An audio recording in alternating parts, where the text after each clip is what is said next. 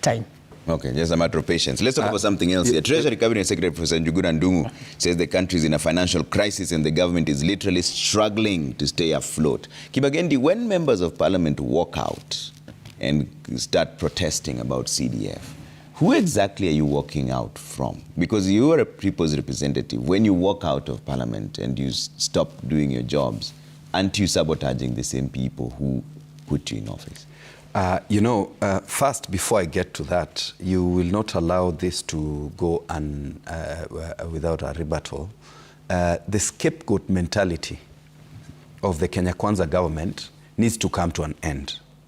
This issue of constantly blaming the former regime. It's been 15 months. They should have organized themselves.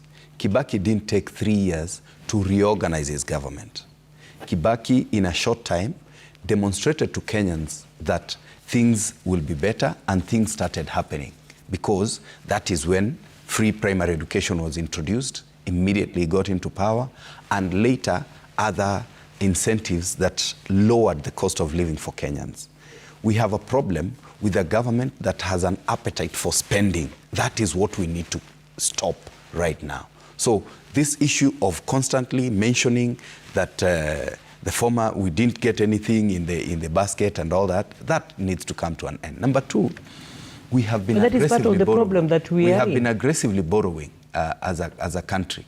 The president has been meeting IMF officials, World Bank officials, who are actually colonizing us. Yeah? They are what I can call predatory lenders. They are giving us extreme conditions that are injuring the welfare of Kenyans. The president needs to stand up and tell them, hey, I agree you've lent us some money, but 1, 2, 3 cannot be done because that is affecting the welfare of our citizens. It has happened in other countries.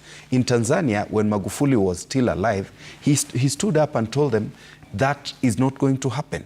Yeah? So the president should stop when he's in African conferences, demonstrating that he's a Pan-Africanist and telling off the West, but when he comes back to Kenya, he collaborates with the same people to continually taking advantage of Kenyans. On to the issue of Kenya being broke. You know, we have a problem, and this has been said again and again. But those in power, the politicians in Kenya Kwanza, keep giving Kenyans extremely high hopes instead of focusing on what is urgent and practical.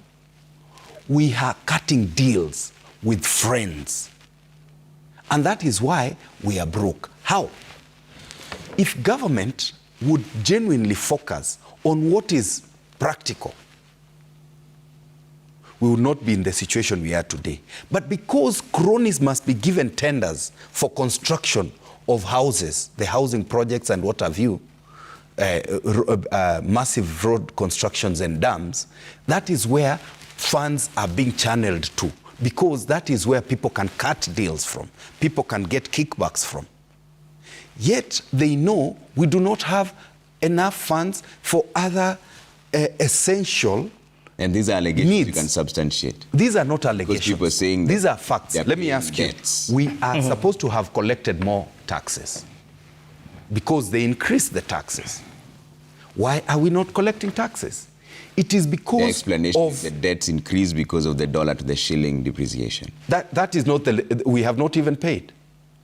So what we are saying is this: can you stop on what all these things? Number one, nobody told President William Ruto they want houses. Nobody did. There was no public participation. Can you focus on what is important to Kenyans? Provide accessible and affordable health care. Provide affordable and accessible education, higher education, and then food. The rest of the things will be done as we move forward. Why we are losing on collection of taxes? Number one is increasing taxes.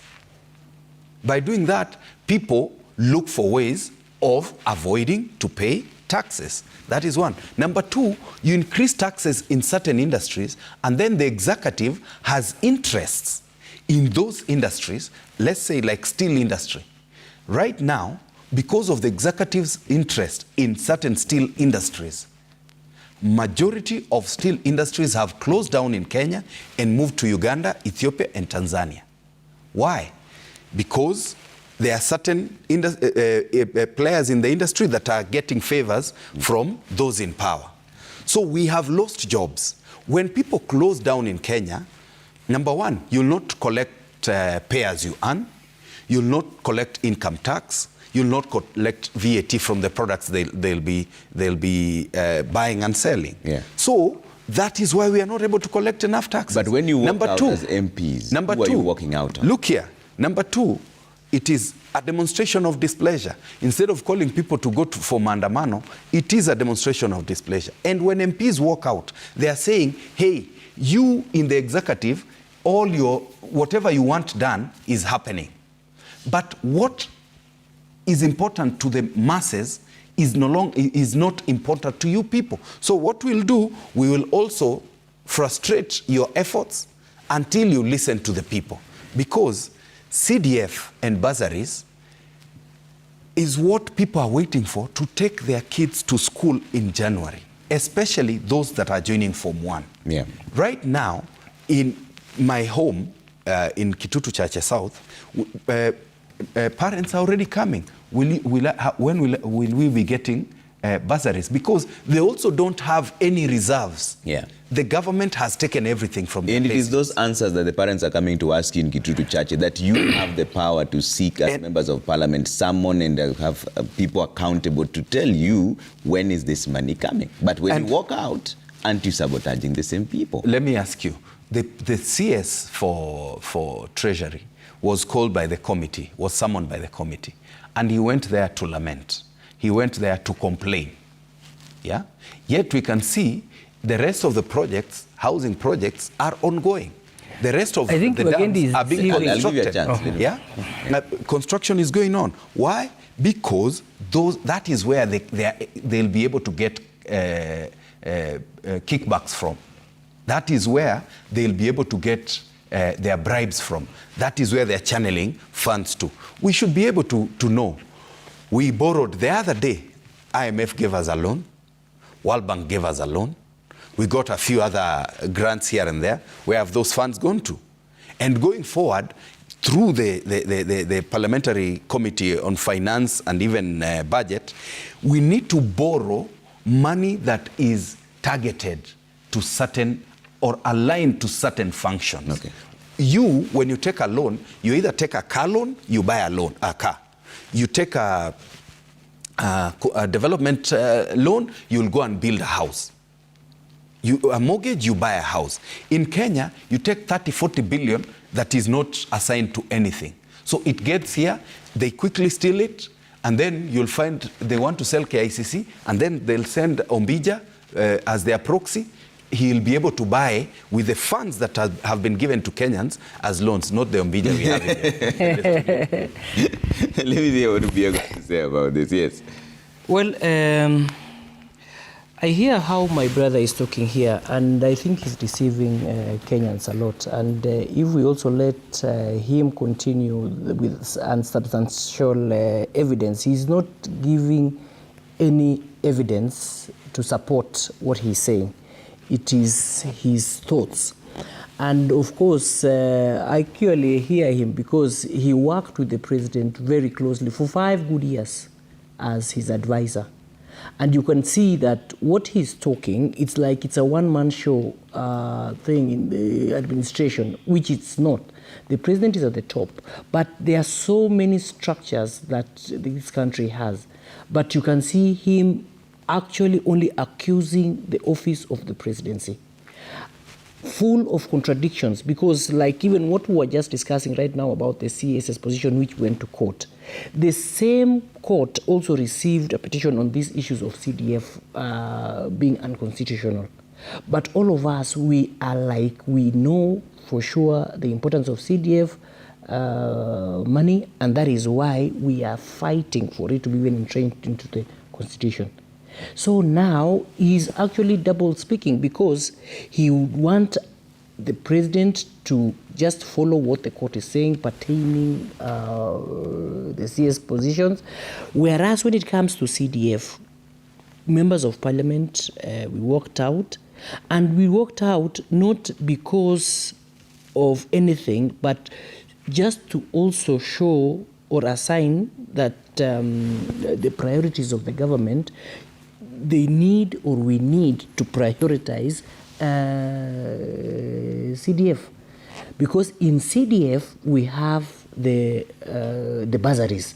And now that we are going for recess, why it was necessary for us to actually show that solidarity with our people is because there was no other time. We are going December, holidays, come January, schools open. We will not be in parliament that time because we are on recess, and our people would need answers. And that is why we were simply saying that it is a priority. It is 6 months down the line, and bursaries have not been disbursed. But nevertheless, the CS who appeared in the finance committee, unlike what he's saying, did not give just lamentation. He actually explained why there would be some delay. Of course, there is the Eurobond payment, which is coming up, and we don't want to be flagged as a country. So we want to pay also those external debts. And he said by 20th, there will be a disbursement of 5 million. That clearly shows that this country, actually, we are struggling, but there is hope at the end, especially when we finish paying our debts. So the happiness of the opposition, and my brother being here, would want to see this government falling. But because we are on the right trajectory, people are scared. Why shouldn't they give us time? How are you making that judgment? How are you on the I made a judgment because what, even this studio, what my friend here is not saying, and I don't know whether you're also saying it too well, is that you are not commenting about, when we talk about the 2,500 reduction of fertilizer, you are not bringing it loud and clear. You're because here to do that. Yes, and that's why I'm here saying it, that when we talk about the good side of what government is doing, he's just talked about healthcare. Really, there's a lot in healthcare that is being done. Gibageni, we are with him in parliament. We have passed so many amendments to this. And I know for sure the healthcare docket is being taken very good care of. So when he says that there's nothing that is being done about healthcare, when he says that the housing is just for cronies and people to get money, whereas he was part of the drafters of the UDA manifesto, of which housing was a part of that. Yet right now he wants to deny that this was not part of it. So I believe, and I would like to assure the Kenyans, unlike what Kipagendi is saying, that me as a leader, especially being in government, I would like to tell the Kenyans that they need to be patient, and there is hope. And I want to sell hope to the Kenyans. Okay, Kipagendi. You know, my brother here keeps insisting on fertilizer. Ombija, you need to realize, number one, the fertilizer was not supposed to be sold. Those are some of the things, the details, the finer details he needs to know. The fertilizer was a donation from the Russian government, yeah, which he ought to realize was supposed to be given to Kenyans for free.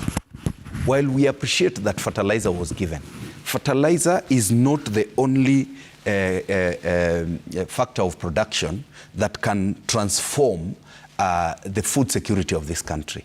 There's a lot that needs to go into it, and let us not continually talk about this like it is the only thing that brought you into office. What we need, the president needs to stop having a fragmented focus, fragmented attention. He wants to do all these things at the same time. He wants to be involved in everything. We need to focus on a few fundamental areas so that it can help reduce on the cost of living of Kenyans. My brother is not truthful when he says we want to see this government flop. When this government flops, it means my people will not get the services they ought to be receiving. We want the government to actually work. We want government to collect adequate taxes so that services can reach the masses, the citizens of this country. All we are saying is, can you reduce on the appetite of spending on unnecessary stuff, on unnecessary trips? Can we reduce on the appetite of thieving, of stealing? Can we try to be truthful? Look, the CEO for KEBS needs to actually resign this morning. Why? The other day they told us clearly the edible oils that were imported were unfit for human consumption. She said that. But after backdoor meetings and threats and everything, she went on to say, sorry, the edible oils are now fit for human consumption. Cutting deals everywhere. And that is what CSs are doing, that is what PSs are doing, and everybody else in government. When they see, you know, it rots from the head, a fish rots from the head. When the head is not giving direction and demonstrating integrity, demonstrating hard work, demonstrating that they want to transform this country, other than lip service, the rest of the body will follow suit. Because they'll ask you, you're doing the same thing, that is how you have taught us. And that is not what the kind of William Ruto I knew. William Ruto is a hard worker, is a sensitive human being that is very empathetic. But he's not demonstrating that right now, because when he got to power, they're just thinking, how do we amass as much wealth as possible so that we can buy voters again in 2022? It doesn't matter what happens in between. All they'll be doing is selling hope, like he's saying. He's selling hope to Kenyans instead of talking about practical ways of getting out of the situation we are in. Okay. Diego, I'll give you a chance to respond.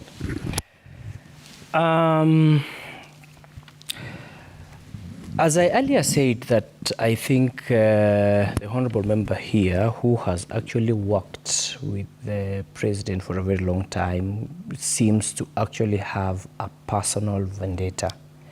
Because even all signs and many signs that are being shown that this economy is coming up, he is refusing to accept. All the good things that this government is doing, he wants to refuse. Subsidies in fuel, when this government came into power, we refused the issue of subsidizing. Why was that? Because we wanted the Kenyans or the taxpayers not to be continuously being burdened as a result of those subsidies.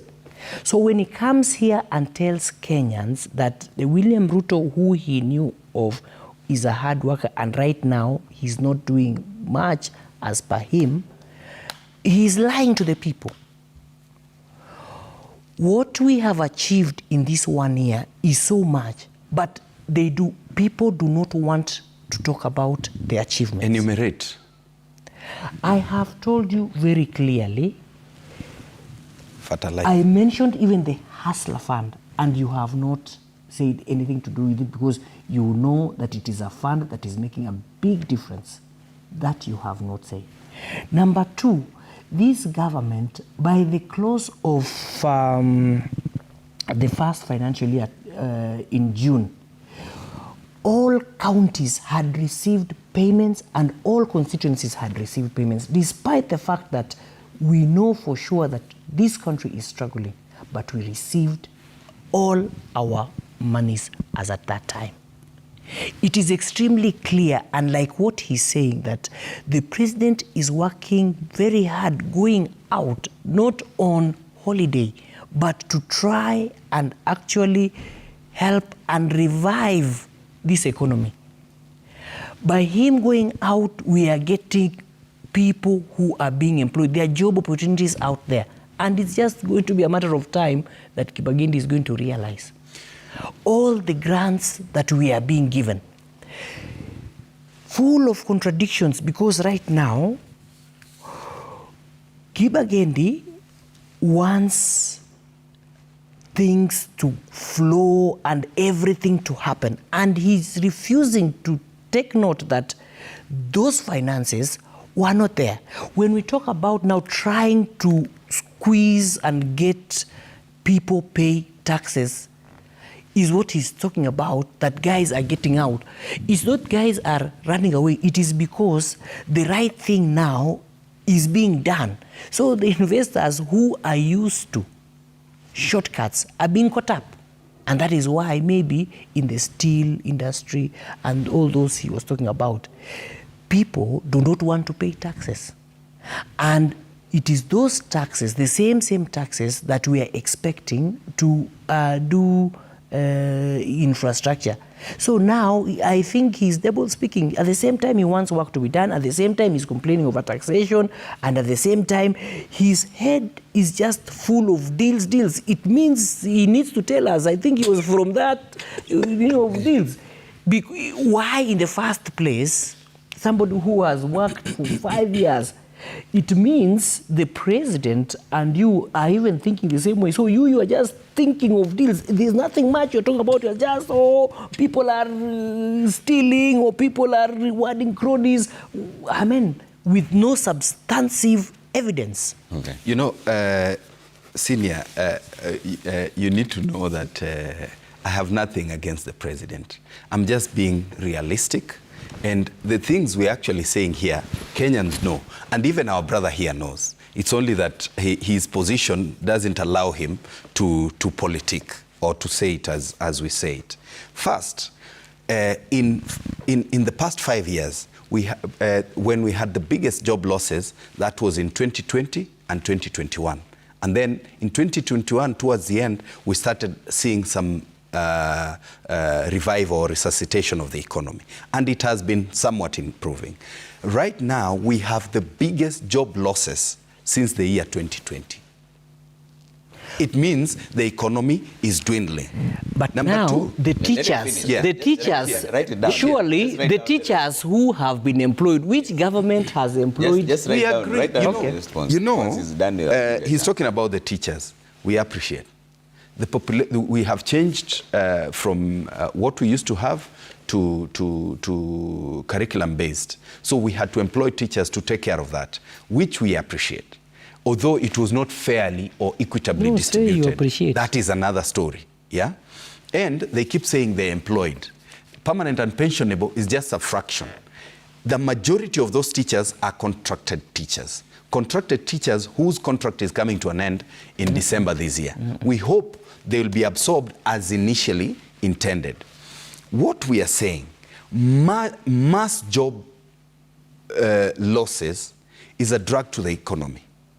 And when it becomes a drag to the economy, it forces unemployed adults to depend on a few employed relatives to take care of their needs, and not to the extent that they may desire. What that means, there'll be no money saved by these few employed relatives. While at it, the president and his government are busy overtaxing Kenyans. So no savings. They go further and spend like we have excess with travels, with projects, with deals here and there, to further frustrate the savings we are supposed to have. So we have a problem that will take a very long time to fix. Why? When we don't have savings, pensioners are not paid. That is what is happening right now. Yeah. The problem we have with the current government is what we call in the streets vipindi, vipindre. They are not focused on what I can call, they are seeking societal approval instead of working towards constructing what I can call a meaningful legacy, whereby they transform lives. Quick fixes of the Hustler Fund are well-intentioned, but have they done what they were intended to do? No. Why? Because they were not properly, or the framework was not well organized. Yeah. Because if you want to give Mama Mboga a loan, you give them adequate funds to buy a crate of nyanya for them to sell and be able to sort you out. But if Mama Mboga can only access 500 shillings. How did you envision it when you're writing it in the manifesto? When we were working, you know, there are these predatory lenders that were taking advantage of Kenyans. Yeah. The plan was to try and push the, sorry, I don't want to mention them, to push them to reduce on their interest rates, that is one, and offer an option for Kenyans that is cheaper in terms of access and that would be available to everyone. And that hasn't worked? Now, after that, we were supposed to identify how we scale it. We scale it that this group of people can access this amount. The next level will access this amount, you know, different levels. But that is not how they worked it out. A private investor quickly came up with a deal and demonstrated to the powers that be, by doing 1, 2, 3, this is what you'll make. This is, you know, it is about cutting deals. It was not well thought out. It is a good idea that wasn't well thought out. Yeah? And again, Kenyans are strained. So what happens? They'll borrow and they'll not be able to pay. And that is what has happened. The other day, they tricked Kenyans into paying by sending all of them, those who had not paid. They were sent texts and told, now, if you are accessing 500, you can access 3,000. If you're accessing 3,000, you'll be able to access 5,000. If you're accessing 5,000, you'll be able to access 10,000. Because they had not paid, they quickly ran to, in our community, we call them Eviombe. They are welfare table banking groups. They went and borrowed quickly from there, deposited in their accounts, and paid off so that they can borrow what they had been hoodwinked to believe is an improved amount. You may not believe they are not able to access the Hustler Fund right now. But still, that is business. Yeah? Because if people don't pay, you have to look for a way of making them pay that fund. It is not a free fund, but it has not done what it was envisioned to do. No. What I wanted to say, our damaged economy and saturated industries, as well as the decay in the environment, is injuring Kenyans. So what we need is a sensitive government, a sensitive president, someone who is concerned about the needs and the desires of Kenyans. You can sit back. There's nothing embarrassing like saying, people, these housing projects, we can put it on hold. This construction, like yesterday, Honorable Murkomen, CS, came and said, we are not able to do any new roads. We can only work on old projects that had stalled. Yeah? The president needs to come and tell Kenyans, we are unable to do 1, 2, 3, 4, 5 that we had envisioned. Can we first focus on what we can actually do to reduce on the cost of living, to help those at the bottom of the rung rise, be able to put food on the table. Yeah. And then in a year or two, once we recover, we can go on to those big projects. Okay. It's just like in the house. Okay. When you are strained, you don't go buying beef or buying a new car. You know, you actually withdraw, use a matatu for some time until you recover. Okay. And then you are able to again go back to using your car. All right, Diego, you want to respond? Yeah, I've constantly actually said that it looks like Kibagendi and my brother here has some personal issues because he's not saying and not giving things as it is. What is wrong with the proposal? The issue of the House Hustler Fund, which he's talking about, and saying that people have been hoodwinked to pay. Immediately he's contradicting himself and saying that, oh, in business, if people have refused to pay, then there's a mechanism of how you can get the payment. Now, tell me, I've earlier said that that fund, if people do not pay, and that 500 shillings which you are saying, which you look and you're despising that it may not help much, that was to actually check the credibility of those business people who are being given those funds. You've been given 500 shillings and trusted in it, and that is why we were saying this is a hustler fund from the people in the lower pyramid. If you are able to make something out of this 500, then that means you are eligible for the next. That was a very simple concept. And by you actually accepting that in your area, people ran to actually borrow so that they come and want to re-borrow again, this fund, if you do not pay at a specific time, then you will not be eligible for the next. So you cannot say that people who had defaulted are now paid, you want them to be given money again. I mean, what kind of argument is that, Kibagendi?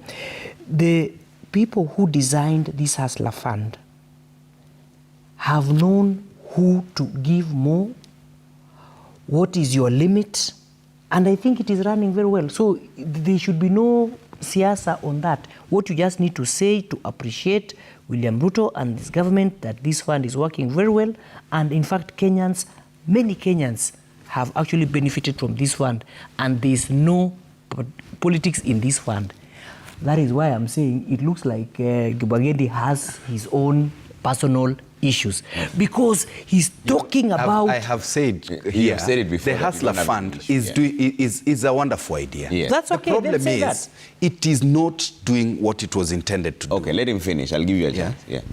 What was it intended to do? What the Hustler Fund was intended to do, and it was a very simple, it's a very simple principle that the mama mbogas who usually borrow 500 shillings, 1,000 shillings, and then they pay interest to that person who gave them the 500 shillings at the end of the day, the government saw it fit that let this mama mboga be given 500 shillings, and in the end of the day, they don't have to pay back an interest of, it was 100 or 200 shillings, and it is working very well.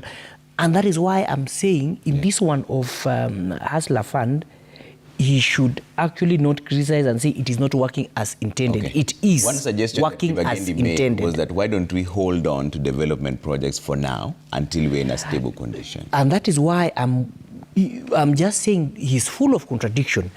What Kipchumba Murkomen said and what the government is saying, they are not funding any new projects. What we are doing is that we are finishing the old ones. And that is exactly what is happening. They've already, which holding is he talking about?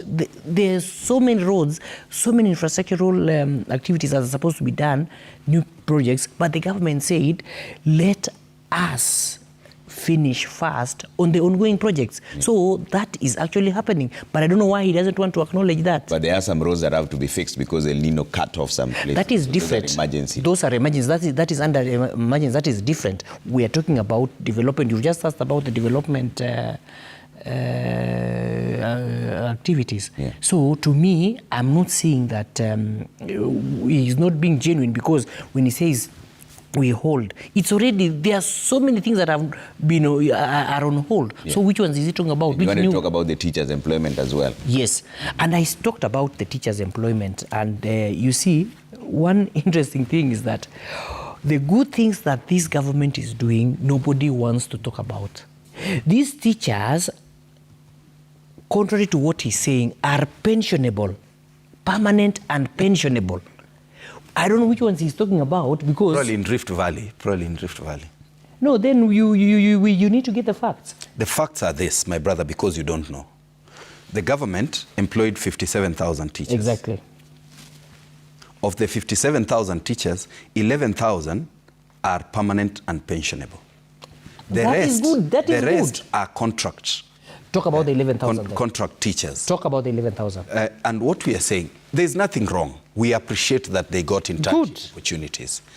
But their contracts are lapsing on the 31st of December. And government had promised that before the end of their contracts, they would have been absorbed as permanent and pensionable. They haven't done that. But it is not the end yet. 31st is still far. Okay, we know Kenya Kwanza. The contracts. No. That is why I'm saying. That is why I'm. Before the end of their contracts, yeah, they said they would. You know, the problem we have is that Kenya Kwanza and its people want us to succumb to what I can call mass mediocratization. They want us to accept their inadequacies as the norm. And we are not going to do that. But I think you're becoming a prophet of the doom because you're talking about things of 31st. I will not stop talking about the CEO of this company. Yes. It is the CEO that has to take responsibility. And he keeps giving promises. Things don't seem to work. Okay. That is why in our area they're saying all the memes we see on social media, TikTok, Facebook, Instagram, people are saying the lying president. Because almost he has achieved 10% of the 100 that he said he would be able to do in 100 days, in 6 months, and in 1 year. What we have seen instead is continued excuses and lamentations about the former regime. We need to get out of that. All right. And my brother needs to know, I have nothing, absolutely nothing against the president, whom I have tremendous respect for. Who worked for actually? I worked for 5 years. And why is a member of parliament right now? Why is a member of parliament right now? What I'm because saying, of him. No, it is not because of President William Ruto that I've gotten to parliament. It is because of he mentored you. He mentored me. Yes. Raila mentored me as well. But anyway, which I appreciate. Yes. Now, I want to say we need to have a detailed framework on how we are getting out of where we are. Okay. Those are the things we are saying. That is the same guy who knows what the manifesto is. I mean, he's full of contradiction, for heaven's sake. Accept their inadequacies, that is the norm. And telling us, wait, give us time, in 3 years, in 2 years. And then they'll start again giving excuses. Why this and that didn't happen. No, I think he's becoming a prophet of doom. So that we are able to do. Look here, my brother Ombeja. President William Ruto was the deputy president of Uhuru Kenyatta for 5 years. Not 5 years, 10 years. So those excuses need to come to an end. Okay. Genuinely. All right. Let us think about getting out of where we are. Yes. Stop the excuses. We need to see action. All right.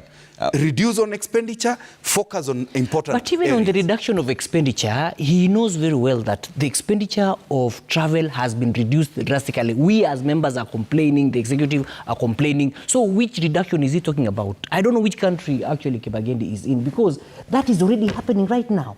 When we talk about expenditure, it is not about just travel. It is about a lot of other things. Which ones? It is about this. The CSS. Yes. This is an expenditure. But these CSS were even there earlier, even in the Uhuru regime. What we are saying, it doesn't matter. The courts have said no. And number two, we are in a situation where we do not have funds. Why are you insisting on having them, yet you can even put it on hold until we recover? Okay. It is okay to reward cronies. We all do. No, because we don't have money, or what is the reason? It's no, not the reason. The court said it's unconstitutional. Yeah, but not because of money. Okay, so we have enough money to take care of that. That's what I'm saying. You are insisting on saying that the courts have said no. When I talk about you guys trying to recruit us... Did the court say no about CDF? Why are we insisting that CDF should be entrenched? And yet they said no. CDF has transformed lives. Everybody knows.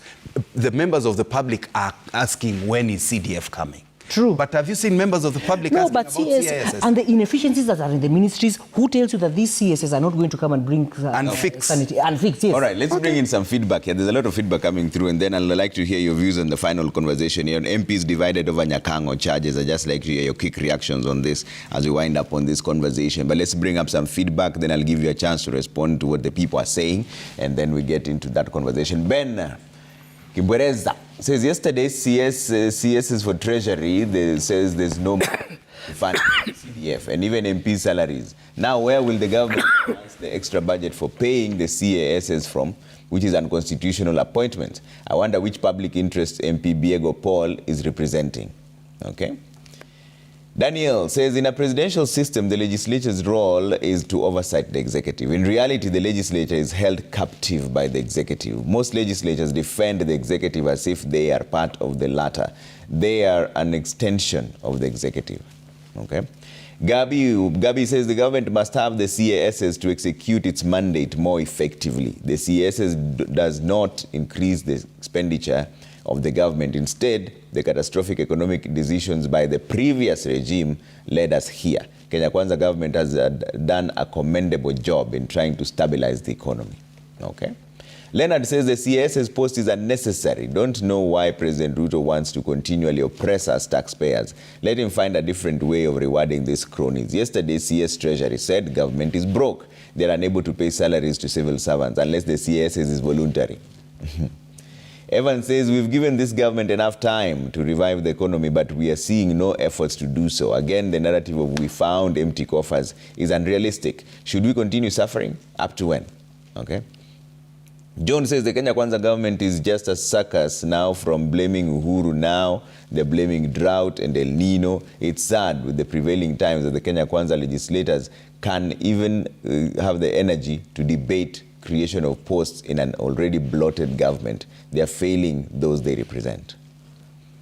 Barrow says, apart from subsidized fertilizer, what else can MP Biego tell us that this government has done? All right. Wanyela Evans says, we have given this government enough time to revive the economy, but we are seeing no efforts. Okay, we've just read this a few moments ago. Engineer Lazaro says, we don't have anything personal with President. We are only crying for the nation. Job losses, economy shrinking, and neighboring countries taking advantage of our woes to absorb more investors running away. Primitive taxes are here. Okay. So I'll give you a chance to respond to what the people are saying, and then we talk about the MPs divided over Nyakoro charges. Yes. There's a question direct to you, actually, saying that apart from the subsidized fertilizer, what else? Yeah, I think, I don't know whether he was following this show, but clearly I've mentioned several things. Teachers' employment that this government has done, apart from the fertilizer. We've talked about the Hustler Fund. It is very clear again that due to that fertilizer reduction, you can even see the price of unga right now. People were talking about price of unga some months ago, but now, what is the price of unga now compared to last year or the other year? At this period of time, it has come down. So there are many things that this government has done. It's just that people want things to be done so fast. And of course, a president's term is 5 years, and this is just the first year. And when you see people criticizing too much and not in relating with the time frame for a government, then you can also I'll smell a rat and say that there could be something here. Because even with the few things that the government has done and has managed to do, even payments of, as I've said, the county governments have been paid in the end of that financial year. All had there was no carried forward money. So to me, I would see that is this government is actually working and bringing the country to the right trajectory. Eric Odida says, "Good morning, Trevor. Ask Biego, the increased thuggery across the country is as a result of idleness and lack of jobs. Can he explain why factories are laying off and no longer employing?" Well, all these things have to come with facts. People can easily say that, but factories are laying off, and they're not saying factories that are also employing. So Which ones? when he needs to be specific to say which factories is he talking about. Federation of Kenya Employers actually gave us statistics. It is across the board. 700 people have lost their jobs. One of the highest job losses they've seen. 700,000. Yeah. So people are being laid off. Sometimes, Trevor, you don't have to constantly defend even things that cannot be defended. You know, for football lovers, we have had great defenders. Someone like Sergio Ramos, someone like John Terry, that said it is very hard for us to defend against Lionel Messi. Sometimes you just have to own up and say, indeed, because of 1, 2, 3, we have these challenges. You don't defend everything. But you see, we are not refusing that there are challenges. The Federation of Kenya Employers has said clearly 700,000 people have lost their jobs. I gave you an example of the steel industry. Why do you again go on to try and defend what has been demonstrated with facts by the people in that industry? So what do we do from here now? Now, like I said, we need to reduce, number one, we need to review on the cost of doing business in Kenya, a review of our taxes. And even the current Cabinet Secretary for Treasury said that the increased taxes are injuring businesses. Yeah?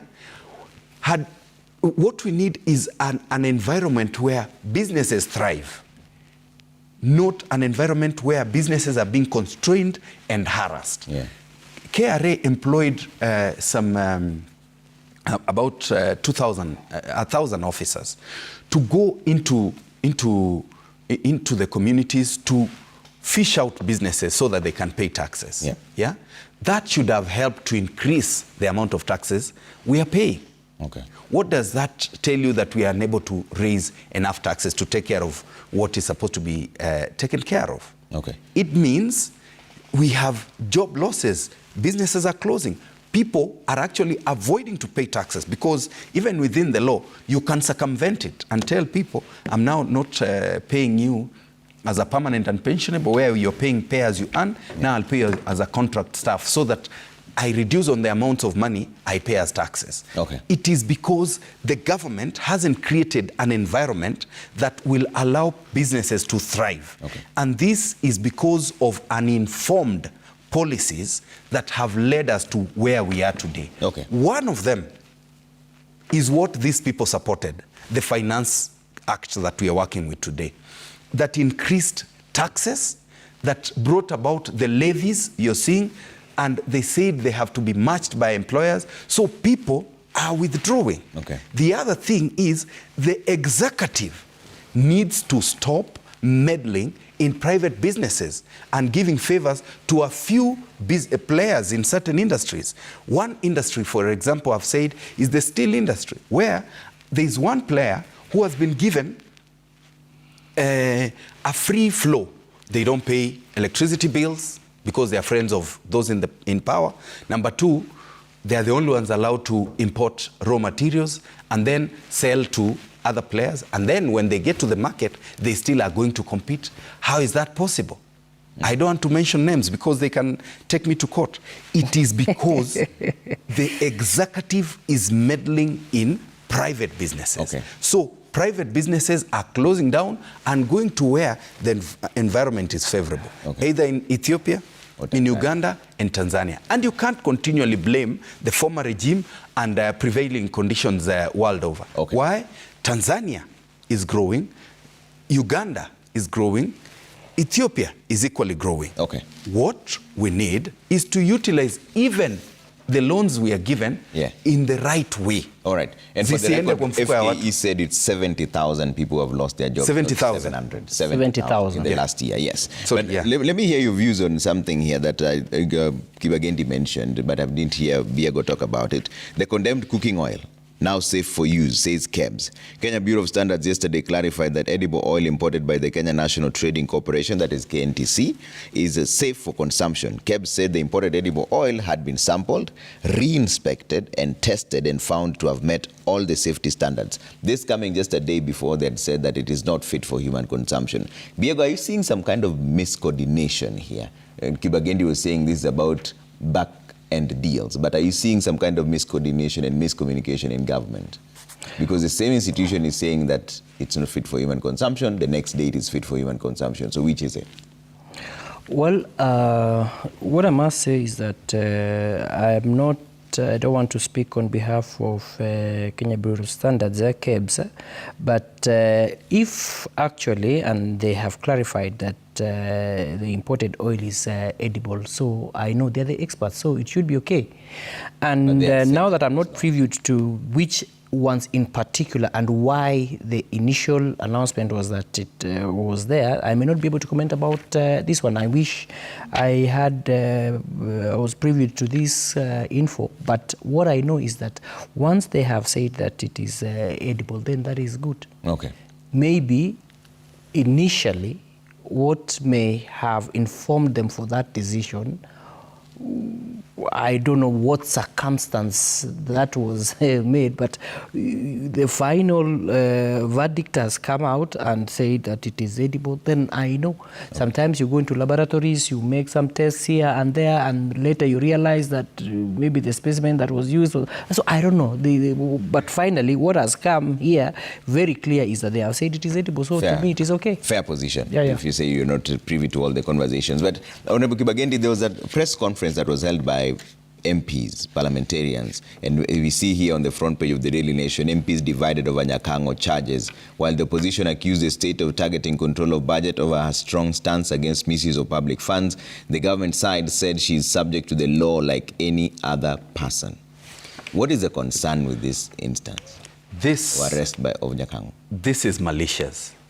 And how do you know? It is unfair because, number one, Margaret Nyakoro was appointed in the year 2020. And the process of appointing the control of budget is very rigorous. And people are asked to bring in their concerns. The issue being raised is a 2016 matter. 2016. And if it was in 2016, why wasn't it raised when she was being brought? When she was just about to be appointed, when she was being grilled by the parliamentary committees or the Public Service Commission. We are in a situation where the people who speak the truth are targeted. Some of us, of course, will be targeted in the near future. Why? This madam recently raised the issue of budgeted corruption. Budgeted corruption where salaries for senior government officials in the budget, they are doubled. Yeah? It will get to a point where it will be withdrawn for them to collect, or certain people to collect those funds. Budgeted corruption in projects. Budgeted corruption in ministries and departments. She raised that issue. Number two, she raised the issue of unfair distribution of projects or resources. Yeah? Number three, she has raised the issue of integrity in expenditure, which touches the highest office in this land. Because she said the president's salary in the system, it is double. She said her own salary is her own salary is 3 times. 3 times. So this is a malicious scheme, and how these people are removed from office is to bring such stories, and then they say she lacks integrity, and then they'll form a commission of inquiry, and then that commission will quickly recommend that she should be removed from office. But we are not going to allow that. Sorry to say this. It is even a target on certain communities. The community I come from. The people that have served in this government that are in high places have been targeted because it is said they are Matiang'i people. But how is that? And then they must be dealt with. Because look here. People are saying that everybody is subject to the law like everybody is subject to the law like everybody. Becoming a community. But you now see, that is where I want to tell you. That is where I'm saying, why bring it now? If she was subject to the law, she should have been dealt with. before she was appointed as controller of budget. But within the same but you see, because even right now she's out on bail. Look here, we are saying, why was it brought now when she's been raising these issues? Okay. Or so it's about the timing. The timing is a demonstration that it is just pure malice from this government. Diego. But the timing, Kibagendi, is not here nor there. So which time was this for her to be brought in? 2016. But you see, what is happening? But you know what cases take so, it was not a so case. long, and it is a matter that was reported. Accused with another 11 people. So, but what I was just trying to say is that you know very well that the office of the controller of budget is independent, and actually she enjoys some tenure of security. And to actually remove her, she needs they need a tribunal. So you don't need to worry much because she has security of tenure. And again, it is wrong for anybody to insinuate that a certain community is being targeted. Why I'm saying this is because that same community that Kibagendi is talking about, we also have high-profile people in government, and you had just mentioned one of them, Osoro, who is the whip even in the floor of the House, and many high-profile people coming from that community. And even now, the other 10 co-accused, do you want now to say that the other 10 people are being it is just purely convenience to target her. It is convenience. Okay. We know that is this. That is look. Why I say that is it. The gentleman called William Masita, who started the pensions policyholders fund, he was hounded out of office. But how now, can I say it is what not I'm the saying, community? is it a community or personal charge? Is it a charge to the community or personal charge? He was not charged. He was hounded out of the one I've mentioned, William Masita, is not. There was no matter in court. I'm just trying to demonstrate. We, as a community, we have seen the president systematically treat us unfairly. Why? Since independence, we have never lacked a permanent secretary. It is now that the president thought it wise. The Abagusi community does not need a permanent secretary. So you have CS Mashogu. I really don't want to go that direction. CS Mashogu, amekaliwa. It is not petty. I'm being realistic. It's an entire CS. Yeah. So there's quite a number of different now, places. So let's get into that. Let me. No, okay. We can let go of that, but we've already said it. It is unfair. It is targeted. Yeah. It is malicious against Margaret Nyakoro. Okay. Final closing remarks. I'll start with you, Diego. Closing remarks on this conversation of ours. Well, to me, I think the country is on the right trajectory, and the president has also demonstrated zero tolerance on corruption. You see what happened in issues to do with the Ministry of Sports. Okay. I have a challenge with your microphone. I'll come to you for a closing remarks. Let's go to Kibagendi and then we fix that as well. Okay. What I can say at this point is that government needs to get out of the continued excuses and be realistic about what can actually be done to help Kenyans get out of the trouble they are in. That is one. Number two, when government is criticized by those who are supposed to be oversighting them, they should not look at us like enemies. Okay. We are people who are trying to ensure they actually do what they promise to do or what they are supposed to do. We are not enemies. Okay. Number three, that is not in line with this, I would like to encourage young people of this country not to give up. I know, especially the youth of this country, have been unfairly treated by this government, but all hope is not lost. There are opportunities that will come up, not necessarily in our country, even beyond because of the aging population in the West. Let us try and embrace and take up those opportunities. And finally, to the youth of this country again, let us not engage in the use or abuse of drugs and banned substances, because that injures our health and makes us not be productive. Right. Thank you. Diego, now you're thank you so much for the invite, and I want to tell Kenyans that not all is lost. We are in the right trajectory and things are going to improve. They've even started improving, so they should there's no cause of worry.